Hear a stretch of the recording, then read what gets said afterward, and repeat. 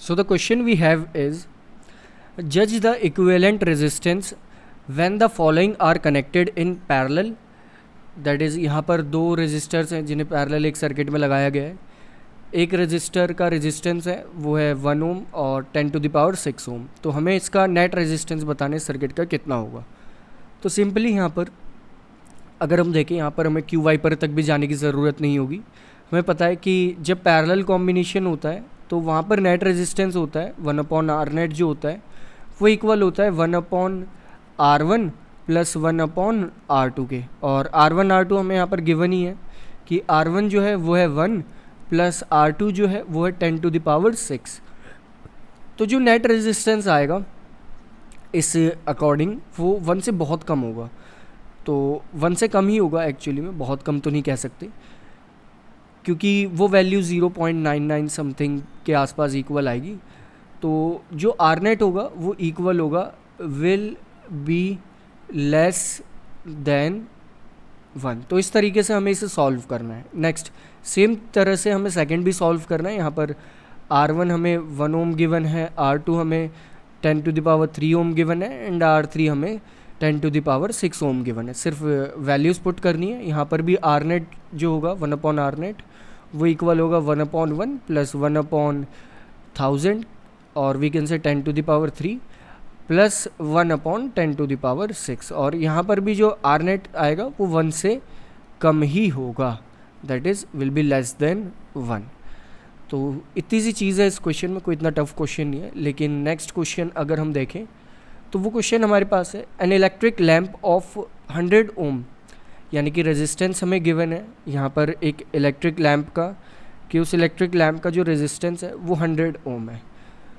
Next ये रहा हमारा इलेक्ट्रिक लैम्प का resistance. Next a toaster of resistance 50 ओम, यहाँ पर एक टोस्टर भी है. Next and a water filter of resistance 500 ओम. तो तीन चीज़ें यहाँ पर हैं और तीनों कैसे कनेक्टेड हैं, are connected in parallel to 220 volt source. तो तीनों हमने पैरेलल में कनेक्ट करे हुए हैं. नेक्स्ट हमें यहाँ पर बताना क्या है, what is the resistance of electric iron to the same source, यानी कि सेम सोर्स से हमने इलेक्ट्रिक आयरन को भी अटैच करा हुआ है, that takes as much as current as the all 3 appliances and what is the current through it. Simple है, यहाँ पर बहुत सिंपल ये क्वेश्चन है, थोड़ी सी लैंग्वेज है. लाइक ये हमने एक सर्किट ड्रॉ करा, क्योंकि अगर हम सर्किट ड्रॉ कर लेते हैं तो बहुत इजी हो जाता है हमारे लिए इस टाइप के क्वेश्चंस को समझना. और ये हमने उसी सर्किट में कुछ इस तरह से अगर हम देखें तो हमने वो तीनों अप्लायंसेस यहाँ पर लगा दिए. तो यहाँ पर इन्हें बना लेते हैं कंप्लीट. ये हमारा फर्स्ट, सेकंड और थर्ड. और इस सर्किट में बैटरीज भी हैं, तो कुछ इसे यहाँ से कट करके यहाँ पर लगा लेते हैं बैटरी, यानी कि उससे पोटेंशियल डिफरेंस भी मिल ही रहा है और वो पोटेंशियल 220 वोल्ट का है. अब यहाँ पर ये कहा गया है कि एक लैंप है उसका है यहाँ पर रेजिस्टेंस 100 ओम, टोस्टर का है 50 ओम और third one is the water filter, उसका रेजिस्टेंस है 500 ओम. नेक्स्ट ये कहा गया है सेम सोर्स से हमने एक इलेक्ट्रिक आयरन भी लगा दी. इलेक्ट्रिक आयरन हमने लगाई है, उसने भी सेम ही करंट लिया.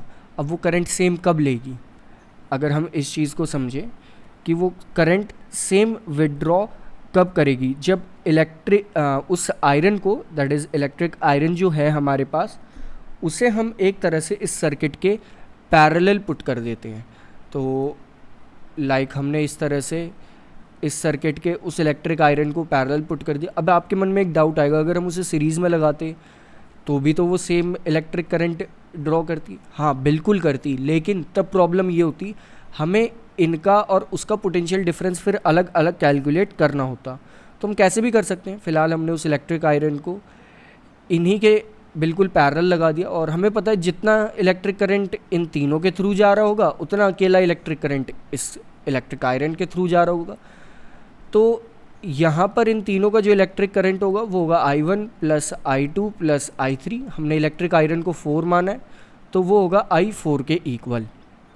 तो सबसे पहले हम I1 I2 I3 यहाँ से कैलकुलेट कर लेंगे, दैट इज़ ये I3 है।